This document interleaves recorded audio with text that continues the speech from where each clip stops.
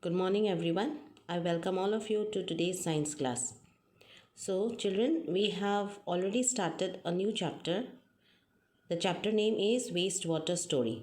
And in the previous class, we had discussed about water pollution. So, what is water pollution? When the water present on earth in the ocean, seas, lake, rivers, pond, and under the ground gets contaminated is termed as water pollution. The water that has been used and is no more fit for usage again is called wastewater. Wastewater is generated from houses, offices, industries, hospitals, and other sources. And this wastewater, which is released from houses, offices, or industries, is called sewage. So, after the recap, let us now move on to today's class. The learning outcome for today is, after today's class, all of you will be able to explain the steps involved in wastewater treatment. The keywords which we will be using are clarified water, sludge, aerated, and clarifier. Now let us look into how wastewater treatment is done in wastewater treatment plant. Wastewater may include biological, physical, and chemical matter. And as a result of that, it is very important that these chemical, biological, or physical matter has to be removed.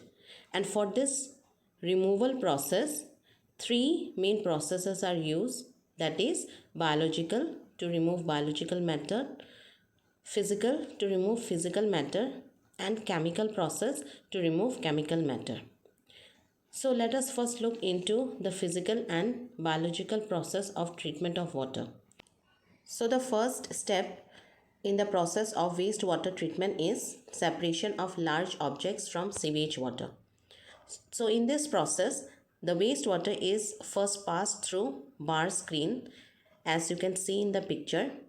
And when the water is passed through bar screens, the big objects like waste, bottles, plastics, napkins, rags, cans and sticks are removed from water. So this is a physical process.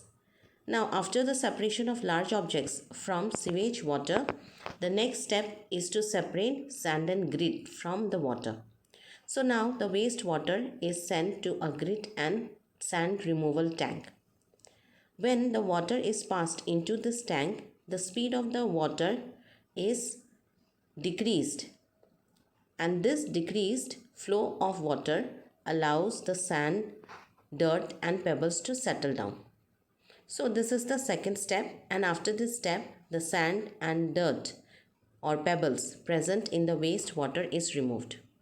Then the water is passed on to the third tank, which is the solid removal tank.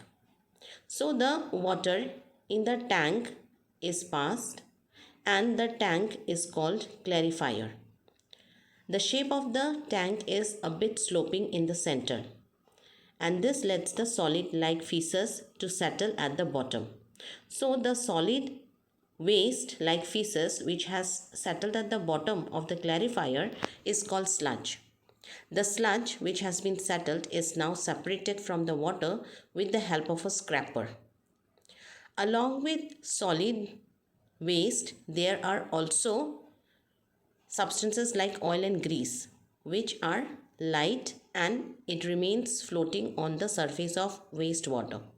So now this oil and grease is removed with the help of skimmer. After oil and grease is removed by skimmer, the clarified water is obtained. So the water which is free from solid waste and oil and grease is called clarified water. Now the sludge which is obtained in this step is passed into another tank where anaerobic bacteria decomposes it and produces biogas.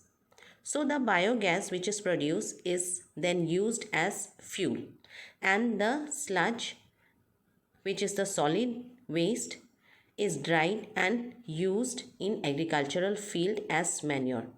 So whatever is obtained from wastewater treatment everything is put into use further. After this process, the treated water, which contains very few amount of impurities and suspended matter, is released into the nearby water sources.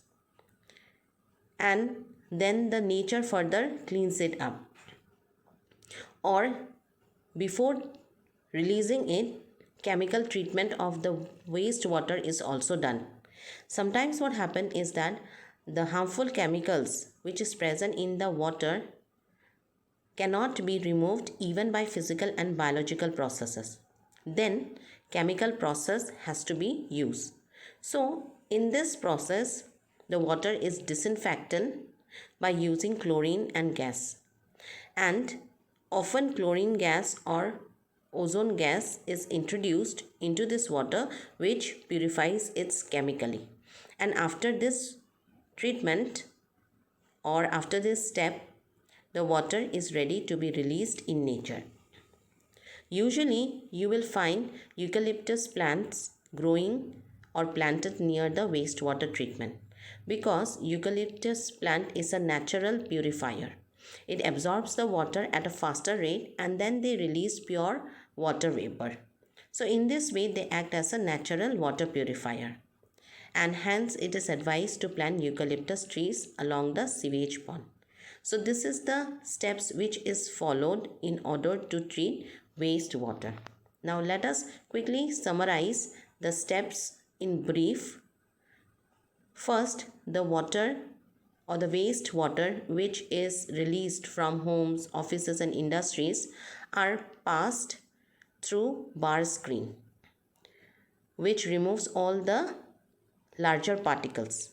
And then the water which still contains dirt and sand and lighter particles is passed into the sand and grit removal tank. From there, it is passed into another tank which is called clarifier, where sludge is removed by scraping and grease and oil is also removed by skimming.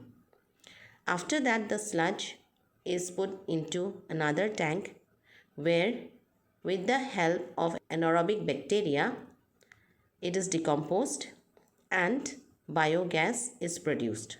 So the biogas is used as fuel and the sludge is dried and used as manure. After treating it physically and biologically, the last step is to treat wastewater by chemical process where chlorine gas and ozone gas is used. After this process, the water is ready to be released into water sources. So the treated water contains very few amount of impurities, which is less harmful for nature.